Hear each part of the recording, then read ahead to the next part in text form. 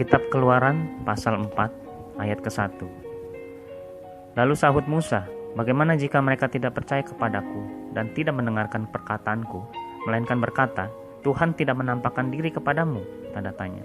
Kedua, Tuhan berfirman kepadanya, apakah yang di tanganmu itu?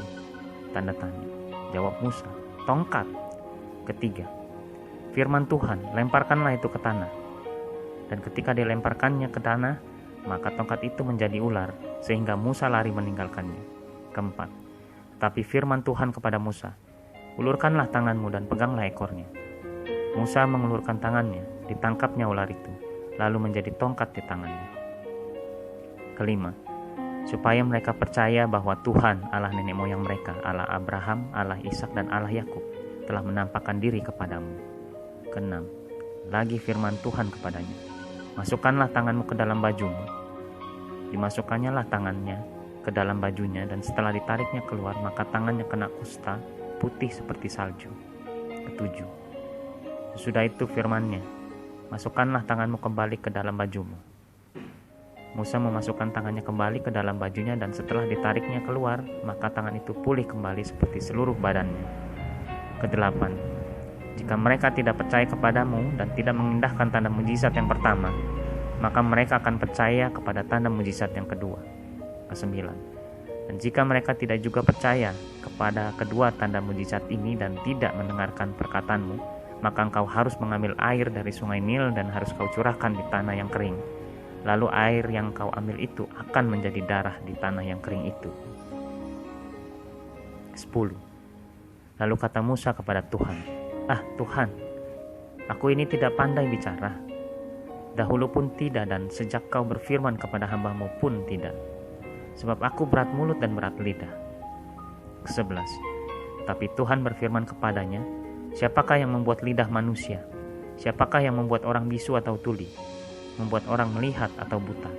Bukankah aku, yakni Tuhan? Tanda tanya. Ke-12.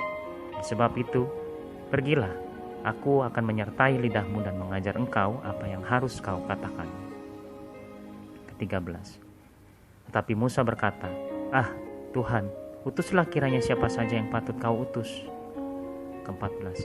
Maka bangkitlah murka Tuhan terhadap Musa, dan ia berfirman, bukankah di situ Harun, orang Lewi itu, kakakmu? Tanda tanya.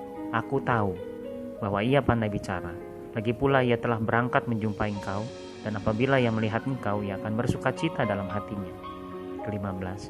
Maka engkau harus bicara kepadanya dan menaruh perkataan itu ke dalam mulutnya. Aku akan menyertai lidahmu dan lidahnya, dan mengajarkan kepada kamu apa yang harus kamu lakukan. Ke-16. Ia harus berbicara bagimu kepada bangsa itu. Dengan demikian ia akan menjadi penyambung lidahmu, dan engkau akan menjadi seperti Allah baginya. Ke-17. Dan bawalah tongkat itu di tanganmu, yang harus kau pakai untuk membuat tanda-tanda mujizat. Ayat ke-18 dengan perikop atau judul, Musa kembali ke Mesir. Ayat ke-18, lalu Musa kembali kepada mertuanya Yitro serta berkata kepadanya, izinkanlah kiranya aku kembali kepada saudara-saudaraku yang ada di Mesir, untuk melihat apakah mereka masih hidup. Yitro berkata kepada Musa, pergilah dengan selamat. Ke-19, adapun Tuhan sudah berfirman kepada Musa di Midian, kembalilah ke Mesir, sebab semua orang yang ingin mencabut nyawamu telah mati. Ke-22, kemudian Musa mengajak istri dan anak-anaknya lelaki, lalu menaikkan mereka ke atas keledai, dan ia kembali ke tanah Mesir, dan tongkat Allah itu dipegangnya di tangannya. Ke-21, firman Tuhan kepada Musa, pada waktu engkau hendak kembali ini ke Mesir, ingatlah supaya segala mujizat yang telah kuserahkan ke dalam tanganmu kau perbuat di depan Firaun.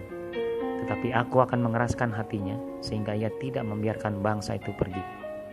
Ke-22, maka engkau harus berkata kepada Firaun, beginilah firman Tuhan Allah. Ulangi, beginilah firman Tuhan, Israel ialah anakku yang sulung. Ke-23, sebab itu aku berfirman kepadamu, biarkanlah anakku itu pergi, supaya ia beribadah kepadaku. Tetapi jika engkau menolak membiarkannya pergi, maka aku akan membunuh anakmu yang sulung. Ke-24. Tetapi di tengah jalan, di suatu tempat bermalam, Tuhan bertemu dengan Musa dan berikhtiar untuk membunuhnya. Ke-25. Lalu Zipora mengambil pisau batu, dipotongnya kulit katan anaknya, kemudian disentuhnya dengan kulit itu kaki Musa sambil berkata, "Sungguhnya engkau pengantin darah bagiku." Ke-26. Lalu Tuhan membiarkan Musa pengantin darah. Kata Zipora waktu itu karena mengingat sunat itu. Ke-27. Berfirmanlah Tuhan kepada Harun, "Pergilah ke padang gurun menjumpai Musa." Ia pergi dan bertemu dengan dia di gunung Allah, lalu menciumnya. Ke-28. Kemudian Musa memberitahukan kepada Harun segala firman Tuhan yang disuruhkannya kepadanya untuk disampaikan dan segala tanda mujizat yang diperintahkannya kepadanya untuk dibuat. Ke-29. Lalu pergilah Musa beserta Harun dan mereka mengumpulkan semua tua-tua Israel.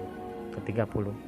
Harun mengucapkan segala firman yang telah diucapkan Tuhan kepada Musa, serta membuat di depan bangsa itu tanda-tanda mujizat itu.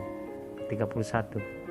Lalu percayalah bangsa itu, dan ketika mereka mendengar bahwa Tuhan telah mengindahkan orang Israel dan telah melihat kesengsaraan mereka, maka berlututlah mereka dan sujud menyembah.